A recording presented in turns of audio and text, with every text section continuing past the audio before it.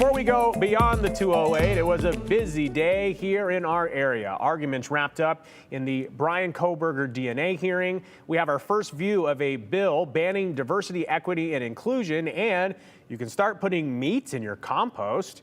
Abby Davis keeps us updated on the latest in the 208 in the 411. After 3 days of arguments, the judge in Brian Kohberger's case has to decide whether to allow key DNA evidence for his murder trial. Kohberger's attorneys argued police should have secured a search warrant before detectives analyzed DNA collected. The state does not believe collection of evidence at the crime scene or in the weeks that followed violated any of Kohberger's rights. The judge will issue his ruling another day.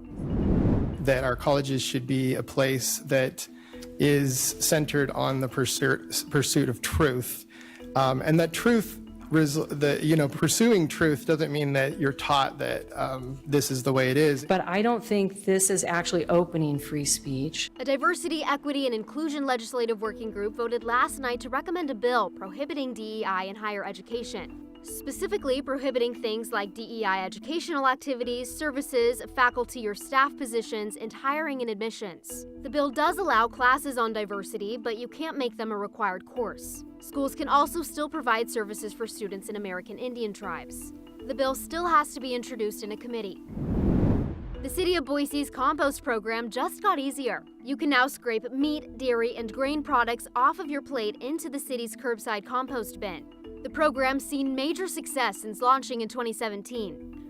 Each year, the program keeps more than 30,000 tons of organic waste out of the landfill. Treefort Music Festival announced over 100 more artists playing at this year's festival. The list includes bands like Youth Lagoon, Frog, and Chinese American Bear. Also, our amazing KTVB editor Madison Proof is performing, so check her out. Now the grand total of artists is at 437. That's the 411 on the 208. I'm Abby Davis.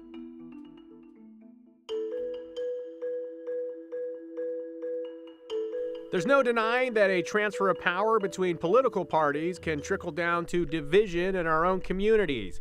But that's not the case for at least one neighborhood in Oregon, where they take care of each other despite the difference of opinions that their front yard flags are displaying.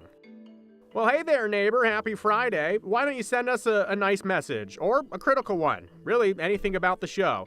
Just text us your questions, comments, concerns, really anything about or around the 208 to the number on your screen, 208-321-5614. Please remember to include your name so we can give you credit, and hashtag the 208 so we know it's for us. We'll get to as many as we can live at the end of the show.